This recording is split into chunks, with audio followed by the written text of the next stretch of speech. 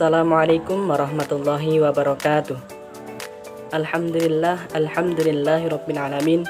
Asyhadu an la ilaha illallah wa asyhadu anna Muhammadan abduhu wa rasuluh. La haula wala quwata illa billah, amma ba'du. Yang terhormat Bapak dosen Bapak Arif Saifuddin MPDI selaku pembimbing mata kuliah Sejarah Pendidikan Islam di Indonesia, serta teman-teman semua yang berbahagia. Pada kesempatan kali ini, marilah kita panjatkan puja dan puji syukur kehadirat Allah SWT yang senantiasa melimpahkan rahmat, taufik, hidayah, serta inayah kepada kita, sehingga kita dapat melaksanakan aktivitas seperti biasanya. Sholawat serta salam semoga tetap terlimpahkan kepada junjungan kita Nabi Agung Muhammad Sallallahu Alaihi Wasallam yang telah membimbing umatnya dari zaman jahiliyah menuju zaman Islamiyah seperti yang kita alami sekarang ini. Selanjutnya di sini kami dari kelompok 2 akan mempresentasikan hasil kerja kelompok kami, yaitu tentang proses dakwah Islam di Nusantara. Yang pertama kita akan membahas mengenai faktor-faktor ajaran Islam mudah diterima oleh masyarakat Nusantara. Para pedagang Muslim yang datang ke Indonesia tampak seperti orang kaya, sehingga memunculkan adanya anggapan bahwa perdagangan penduduk pribumi akan berhasil jika mereka menganut agama para saudagar Muslim tersebut. Orang Indonesia melihat bahwa Islam merupakan kekuatan spiritual dan militer mereka. Para pedagang Islam yang datang ke Indonesia biasanya membawa berbagai senjata sebagai alat untuk menjaga keamanan mereka selama di perjalanan. Orang Indonesia melihat itu sebagai sesuatu yang sangat hebat dan berarti kekuatan orang Islam itu sangat tinggi. Adanya konflik politik internal di kerajaan-kerajaan Hindu-Buddha. Hal ini menyebabkan kontrol yang kurang baik antara pusat dan daerah di sekitar pesisir. Sehingga ketika para pedagang Muslim datang dan mendukung mereka, mereka akan berusaha melepaskan diri dari keadaan yang tidak menyenangkan tersebut, bahkan melepaskan diri dari kerajaan tersebut. Baiklah, langsung saja di sini kita akan menyampaikan sedikit tentang faktor ajaran Islam mudah diterima oleh masyarakat Nusantara. Yang pertama yaitu syarat masuk Islam yang mudah. Alasan pertama mengapa Islam bisa cepat diterima oleh masyarakat Indonesia yaitu adalah persyaratan yang begitu mudah seorang sudah menjadi penganut agama Islam apabila telah mengucapkan 2 kalimat syahadat. Yang kedua yaitu disebarkan dengan cara damai, tidak memerlukan kekerasan maupun pemaksaan. Para penyebar agama Islam di tanah Indonesia ini justru menggunakan cara yang damai dan aman.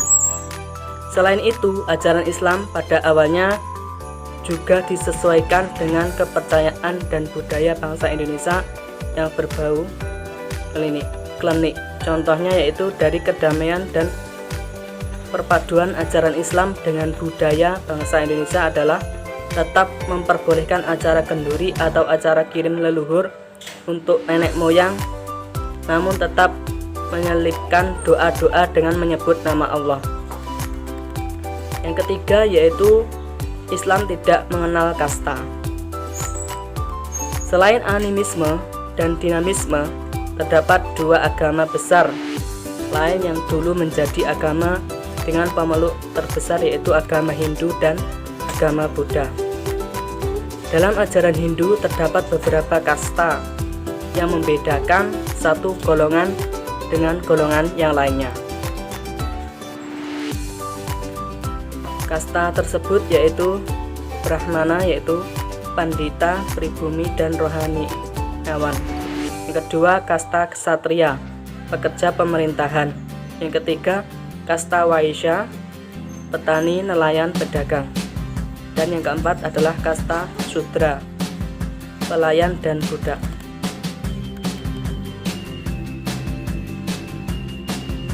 Faktor pembeda kedudukan dalam Islam satu-satunya adalah takwa atau kadar keimanan. Dengan adanya perdagangan tersebut, banyak masyarakat yang bergolongan rendah berbondong-bondong masuk agama Islam untuk mendapatkan persamaan derajat. Yang keempat yaitu ibadah yang sederhana. Tak hanya masalah syarat masuk yang mudah, faktor lain yang menyebabkan Islam bisa cepat diterima oleh masyarakat Indonesia adalah proses ibadah yang sederhana dan mudah. Berbeda dengan agama lain yang membutuhkan biaya dalam jumlah yang cukup banyak atau fantastis. Di Islam terdapat 5 rukun Islam yang wajib dipenuhi dan dilaksanakan oleh seluruh umat Islam. Di antaranya yaitu syahadat, sholat, puasa, zakat, dan naik haji bagi yang mampu.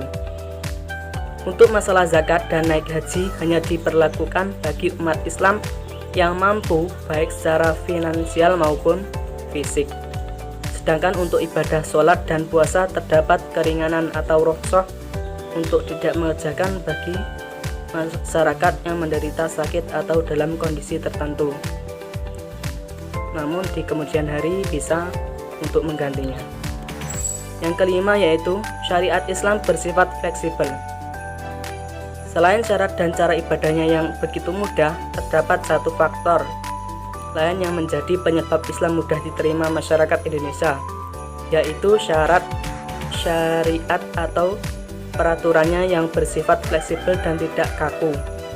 Salah satu contohnya yaitu Islam terdapat dalam hal cara peribadatan, di mana ketika sedang sakit, umat Islam diperbolehkan untuk melakukan sholat dengan duduk, tidur, atau bahkan hanya melalui kedipan mata. Selanjutnya yaitu yang keenam, runtuhnya kerajaan Majapahit. Majapahit sebagai kerajaan terbesar di Nusantara memiliki pengaruh yang cukup besar. Terdapat kepercayaan masyarakat Indonesia di zaman dulu, Majapahit sebagai kerajaan yang menganut agama Hindu dan Buddha menyebabkan masyarakatnya juga menganut agama tersebut. Dengan runtuhnya kerajaan Majapahit pada abad ke-15 menyebabkan penyebaran agama Islam menjadi lebih mudah dan tidak mendapat kendala yang berarti. Apabila dengan runtuhnya kerajaan Majapahit di Indonesia disertai dengan masuknya agama Islam di Indonesia dan munculnya kerajaan Demak. Kerajaan Demak adalah kerajaan Islam pertama di Jawa yang menjadi cikal bakal semakin berkembangnya Islam di Jawa. Kemudian yang terakhir yaitu disebarkan melalui kesenian. Indonesia sebagai negara kepulauan memiliki beragam suku, etnik, ras, dan kesenian yang berbeda-beda. Menyadari hal tersebut, para penyebar agama Islam tentu tak mau menyia-nyiakan kesempatan dengan melakukan akulturasi agama Islam dan kesenian yang berkembang. Contohnya yaitu adalah penyebar agama Islam di Tanah Jawa oleh Sunan Kalijaga dengan mempertunjukkan kesenian wayang kulit yang dipadukan dengan filosofi dan syariat Islam agar mudah untuk dipahami. Selain Sunan Kalijaga, juga Sunan Bonang, yaitu dengan menggunakan alat musik yaitu gamelan dan gending untuk menyebarkan agama Islam. Yang kedua yaitu metode dakwah Islam. Metode dakwah adalah cara-cara tertentu yang digunakan oleh seorang dai kepada manusia untuk mencapai suatu tujuan atas dasar hikmah dan kasih sayang. Hal ini mengandung arti bahwa pendekatan dakwah harus bertumbuh pada suatu pandangan penghargaan yang mulia atas diri manusia. Sebelum Wali Songo, Islam sulit diterima. Namun, metode pendekatan terhadap budaya Islam semakin mudah untuk diterima. Corak Islam di Jawa khususnya sangat diwarnai oleh pemikiran Wali Songo. Saluran Islam melalui seni tari, seni musik, dan sastra dalam upacara-upacara keagamaan seperti acara Maulid Nabi, ditampilkan seni musik tradisional tabuhan gamelan dalam ritual grebek maulud, dan lain-lain. Sunan Kalijaga yang dikenal mahir memakai wayang untuk memperkenalkan Islam kepada masyarakat Jawa bisa dilihat pada tokoh wayang Mahabharata dan Ramayana yang olehnya diganti dengan tokoh-tokoh dalam Islam. Pendekatan budaya lokal adalah strategi jitu untuk mendekati masyarakat secara perlahan-lahan, sehingga mereka bisa meninggalkan kebiasaan lamanya. Dia tidak pernah meminta upah dalam pertunjukannya. Dia hanya meminta penonton mengucapkan kalimat syahadat. Dapat disimpulkan bahwa metode yang digunakan oleh para wali songo dalam menyebarkan agama Islam di Nusantara yaitu melalui metode kesenian dan kebudayaan. Selain itu, metode yang digunakan dalam menyebarkan agama Islam di Nusantara menyesuaikan dengan keadaan masyarakat yang ada, sehingga masyarakat yang menerimanya bisa lebih mudah dalam menerima tanpa harus memaksanya. Dengan demikian, Islam ini dipandang sebagai agama yang bisa mengayomi dan bisa menjadi rahmat bagi seluruh alam sebagaimana yang dicontohkan oleh Nabi Rasulullah SAW. Demikian presentasi dari kelompok 2. Apabila ada yang ditanyakan, silakan. Apabila ada kurang lebihnya, mohon maaf. Yang sebesar-besarnya akhirul kalam, billahi taufiq wal hidayah.